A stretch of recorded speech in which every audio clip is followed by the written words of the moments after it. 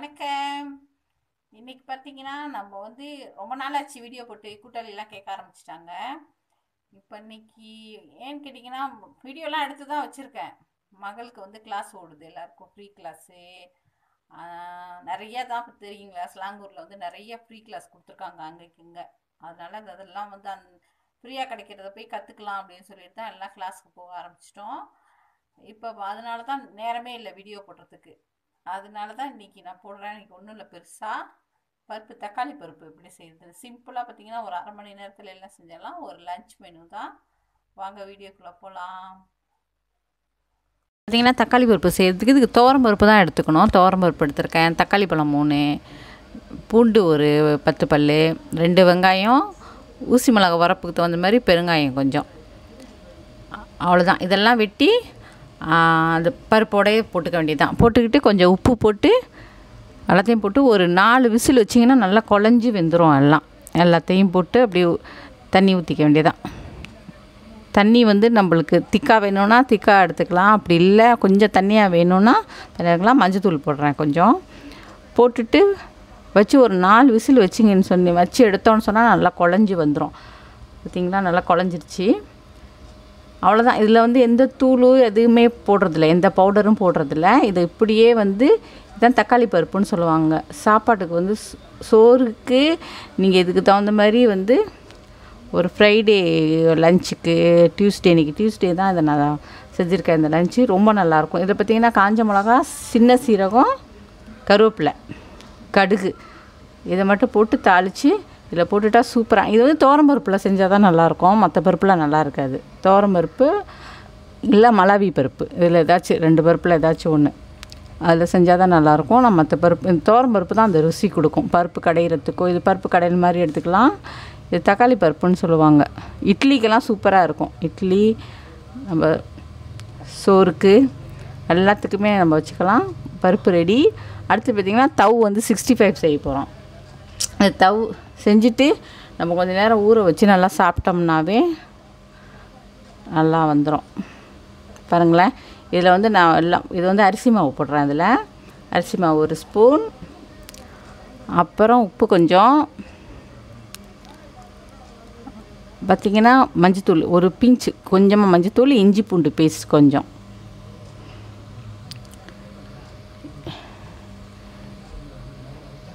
இஞ்சி பூண்டு பேஸ்ட் கொஞ்சம், மிளகாத்தூள் வந்து 1 ஸ்பூன்.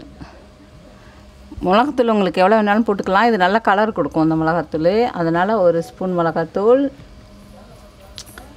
அப்புறம் இது வந்து பார்த்திங்கன்னா இது கார்ன்ஃப்ளவர், சோள மாவு கொஞ்சம். இது வந்து தந்தூரி பவுடர் கொஞ்சம், சிக்கன் 65 பவுடர், அது கொஞ்சமாக போட்டுட்டேன். 1 ஸ்பூன் போட்டுக்கிட்டேன். போனால் அந்த ருசி இதெல்லாம் எல்லாம் கலரும்போது அந்த ருசி வந்து உண்மையிலே ரொம்ப நல்லாயிருக்கும். இது வந்து கொஞ்சமாக, இதுக்கு வந்து ரொம்ப புளிப்பு தேவையில்லை, ஏன்னா தவு தானே. அதில் இப்போ வந்து கோழி இதுனால் வந்து நம்ம கூட போடலாம். இது தவுக்கு வந்து கொஞ்சமாக போட்டு தண்ணி ஊற்றி இதை மிக்ஸ் பண்ணி வச்சுக்க வேண்டியதுதான். வச்சுட்டு தவை போட்டு இதில் நல்லா போட்டு கொஞ்சம் நேரம் நல்லா ஐஸ் பெட்டியில் கீழே வச்சிட்டோம்னா தவில் நல்லா கோட் ஆகிரும். நல்லா அது ஒட்டிக்கிச்சின்னு சொன்னால் எடுத்து பொரிச்சோம்னா சூப்பராக இருக்கும்.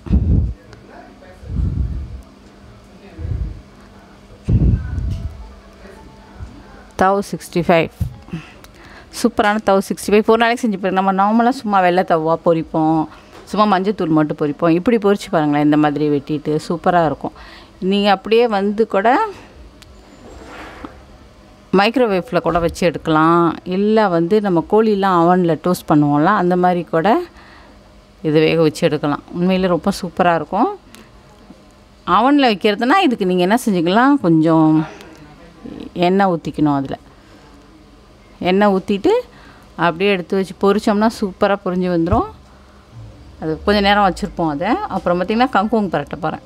கங்குவங்க ஒன்றுமே இல்லை, ஒரு 2 ஊசி மிளகா, கொஞ்சம் பூண்டு, ஒரு பாதி வெங்காயம் போட்டு வதக்கிட்டு பார்த்திங்கன்னா ஊசி மிளகாவும் இதுவும் போட்டுக்கிறேன், பூண்டும் போட்டு கொஞ்சம் நல்லா பொரிஞ்ச அளவுக்கு நல்லா வதக்கிட்டு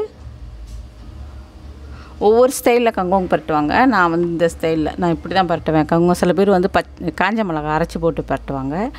ஊசி மிளகா பூண்டு தான், இஞ்சிலாம் போடலை, வெறும் பூண்டு தான். வெறும் பூண்டை அதையும் இடித்து வச்சுருக்கேன். போட்டு வதக்கிட்டு கொஞ்சம் நான் பாதி நல்லா வதங்கினதும் அதுக்கப்புறம் பார்த்திங்கன்னா இது போட்டுக்கலாம்.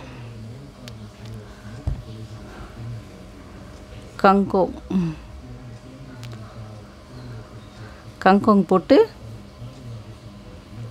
கங்கோங் பார்த்திங்கன்னா ஒரு 2 நிமிஷத்தில் 2 நிமிஷம் கூட ஆகாது. இந்த கீரை வந்து ரொம்ப சீக்கிரம் வெந்துடும், ரொம்ப நேரம் வெயிட் பண்ண தேவையில்லை. போட்டு 2 சுற்றி கடைசியில் பார்த்திங்கன்னா அந்த காளானோட பவுடர் வாங்கி வச்சுருக்கேன். அது கொஞ்சம் போட்டு கிண்டி எடுத்துட்டோன்னா லேசாக கொஞ்சம் உப்பு போட்டுக்கோங்க. அந்த காளான் பவுடர்லேயும் லேசாக உப்பு இருக்க மாதிரி தான் இருக்கும். அப்போ இது கொஞ்சம் உப்பு போட்டுட்டா அந்த கீரை வந்து கலர் மாறாது. கீரை மேலே எப்போதுமே பச்சை கீரை மேலே வந்து உப்பு போட்டோம்னா கலர் மாறாதுன்னுவாங்க.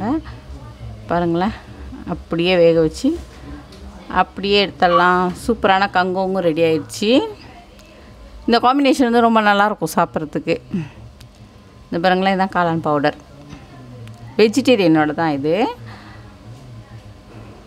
போட்டு 2 சுற்றி 2 கிண்டி எடுத்து வச்சிடலாம். சூப்பரான லஞ்ச் மெனு. அடுத்து பார்த்திங்கன்னா நம்ம தவை வந்து பொரிச்சுக்குவோம். தவு கொஞ்சம் நல்லா ஊறிடுச்சு, தவை பொரிச்சுக்கலாம்.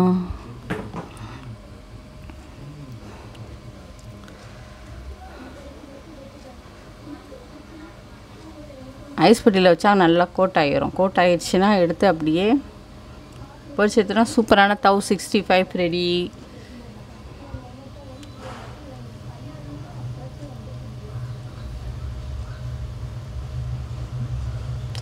போட்ட உடனே கிண்டாமல் கொஞ்சம் நேரம் கழிச்சு கொஞ்சம் ஒரு பக்கம் வெந்ததும் கொஞ்சம் திருப்பி போட்டால் தவு வேகிறதுக்கு ரொம்ப நேரம்லாம் பிடிக்காது, கொஞ்சம் நேரத்தில் வெந்துடும்.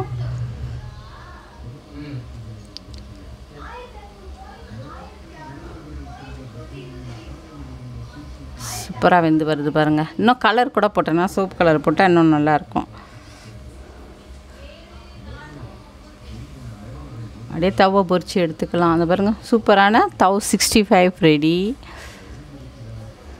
அடுத்து பார்த்திங்கன்னா கங்கோங். இது வந்து பூண்டு ஊறுகாய் மாதிரி செஞ்சுருக்கேன். இது இன்னொரு நாளைக்கு நான் அந்த ரெசிபி போடுறேன்.